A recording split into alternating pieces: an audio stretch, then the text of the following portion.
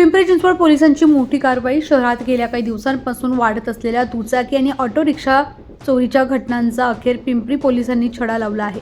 दुचाकी चोरीच्या ठिकाणांचा सखोल तपास करताना पोलिसांनी तब्बल 100 ते 150 सीसीटीव्ही फुटेज तपासले. त्यानंतर या टोळीचा पर्दाफाश झाला. पोलिसांनी एकूण 34 गुन्हे उघडकीस आणत मोठं यश मिळवलं आहे.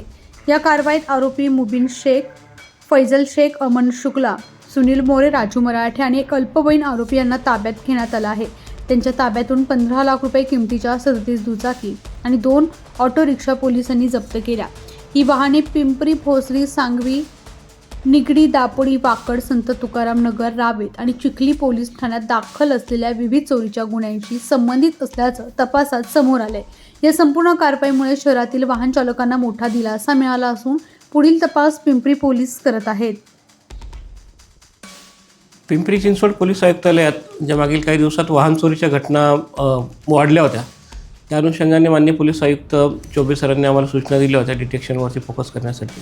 त्या अनुषंगाने परिमंडळ 1 च्या कार्यक्षेत्रात माननीय पोलीस उपायुक्त आठवले साहेबांच्या मार्गदर्शनाखाली आम्ही एक विशेष पथक तयार केलं होतं, ज्याच्यामध्ये पिंपरी पोलीस स्टेशनचे API दिगंबरा तिगरे आणि 4 पोलीस स्टेशनचे DBची टीम अशी एक विशेष टीम तयार केली होती. आणि या टीमने अतिशय अल्प कालावधीमध्ये उल्लेखनीय कामगिरी केली. आणि यामध्ये किती आरोपी अटक आहेत? हे वाहनं जे आहेत ते 37 मोटरसायकली, 2 ऑटो रिक्षा आहेत. याच्यामध्ये आम्ही 5 आरोपींना अटक करून त्यांच्याकडनं हे रिकवर केले आहेत आणि हा मुद्देमाल साधारणतः 50 लाख रुपये इतक्या किमतीचा आहे.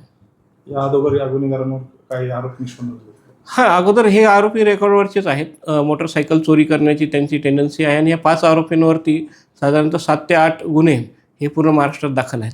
सर, पिंपरी चिंचवड शहरात वाहन चोरी प्रकरणात मोठ्या प्रमाणात कारवाई केली जाते. या वाहन चोरी प्रकरणी स्थानिक नागरिकांना इतर यांना काय आव्हान आहे? तुलनेने आता 2 व्हीलर चोरी करणं हे फार इझी झालेलं आहे. बऱ्याच वेळेस निष्काळजीपणामुळे पण देखील चोरी होत आहेत. बरेचसे योग्य पद्धतीने हँडल लॉक न करता लोक निघून जात आहेत. तर सामान्य जनतेला मी हेच आवाहन करेल की आपलं वाहन जेव्हा पार्किंग कराल तेव्हाच ते व्यवस्थित लॉक आहे याची खात्री करावी. त्याचप्रमाणे ते कुठेही आडबाजूस न लावता जिथं CCTV असेल अशा ठिकाणी, वर्दळीच्या ठिकाणी लावलं तर हे प्रमाण कमी होऊ शकेल.